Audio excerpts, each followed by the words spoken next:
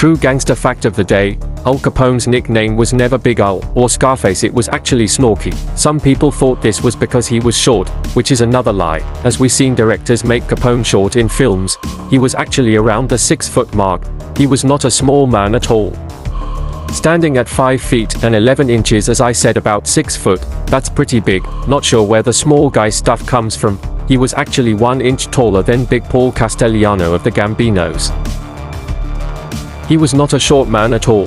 He was taller than mob bosses like Vincent the Chin Gigante, who stood at 5 foot 9 inches, and Neil Delacroix and Gotti, who stood around 5 foot 9 and 5 foot 8 and taller than Carlo Gambino at 5 foot 7. So Capone is taller than all those made men in the mafia. Johnny Torrio, who groomed Capone into the true gangster he became, stood at 5 foot 6 inches. Torrio is also not small, but his story is told that way by Hollywood folk. But Capone was taller than his idol and one-time leader of the Chicago crime syndicate. Capone's former bodyguard Tony Big Tuna Accardo was 5 foot 9. He, along with other bodyguards like Joey, Doves, Iupa and Paul, the waiter Ricker, are also credited with saving Al from a hail of gunfire. All 3 bodyguards were bumped up into the Chicago mob's hierarchy, also known as upper management, for their heroic deeds that saved Capone's life. Now back to how Capone got his nickname. He was not short, that is not why people and hoods called him Snorky. His brothers Frank and Ralph Capone called him that for being a sharp dresser.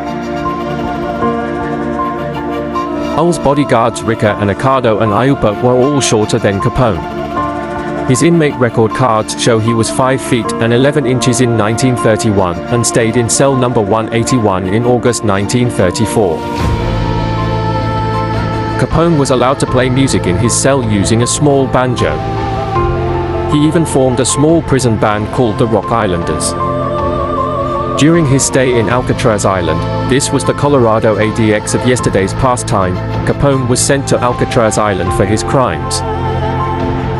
He played concerts in the Alcatraz Island prison during his stay on Sundays.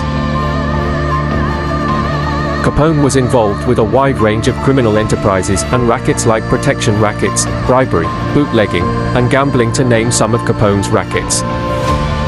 Suspected of planning murders, being behind the St. Valentine's Day massacre, his bodyguard and loyalist Tony Accardo would also take credit for the massacre.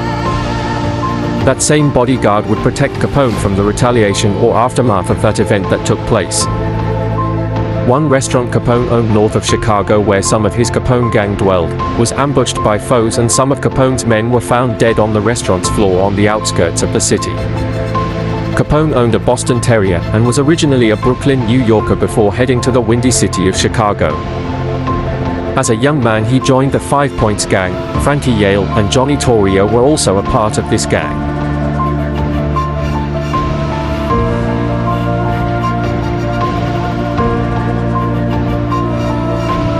Machine Gun Jack McGurn was a made man in the Chicago Outfits Capone gang. Jack, like Accardo, was also credited for the St. Valentine's Day massacre, and Jack was charged but never brought to trial due to a good alibi that he was with his gal the whole entire day. Al Capone's brother Frank was killed by a detective named William Cusack after a fight with Frank on 22nd Street and Cicero Avenue.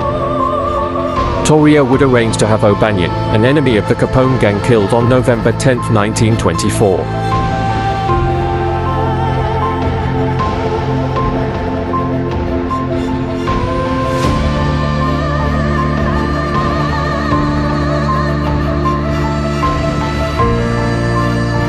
Shortly after, Capone's car was shot up badly in retaliation.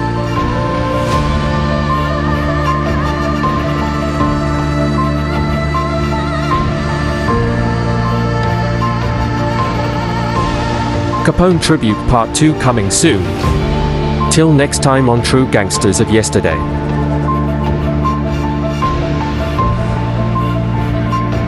Thanks for watching, everyone.